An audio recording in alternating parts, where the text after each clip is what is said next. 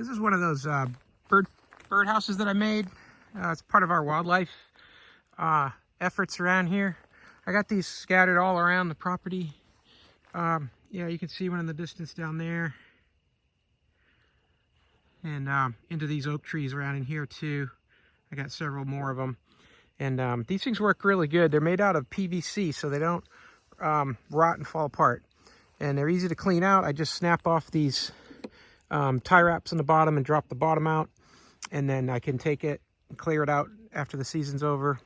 I usually leave the tops on, but it looks familiar. If it looks familiar, that's an old fence post. Just a piece of old fence post, like you see that white fence running along the backside of the property there.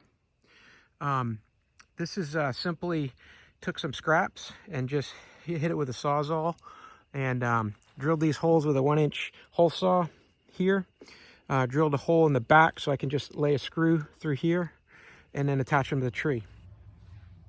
So here's how these are constructed. I just take that piece of fence post and then I put them on to a table saw where I could only cut about half the width of it, and I just would cut and rotate it and cut and rotate it out. So that's how I cut each piece. And then I just drilled a 1-inch hole with a hole saw, and then I went through and drilled another hole in the back where I'll be able to just put a screw here with an extension and my electric drill and just drill that right into the tree. But I think the most important part is to maintain these and to keep them fresh every year for a new family of birds to come in. Is I just did this with some metal wire, or you can use tie wraps. I've used tie wraps as well. That I could just disconnect this simple little piece of wire here, and then these two are acting like a hinge on the back, and just drop the bottom out, let it all clean out, and then I can put it back in. And little piece of rebar tie wrap wire here. It's going to rust, but it's going to last, and it won't be a hassle next year to do it.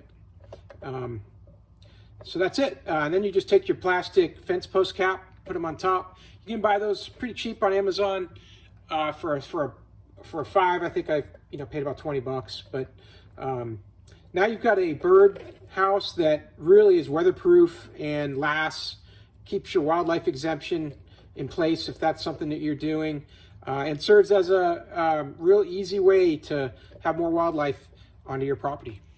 So hey, if this video was helpful to you, please give it a thumbs up, and that'll help other people find it as well. And as always, have a great day.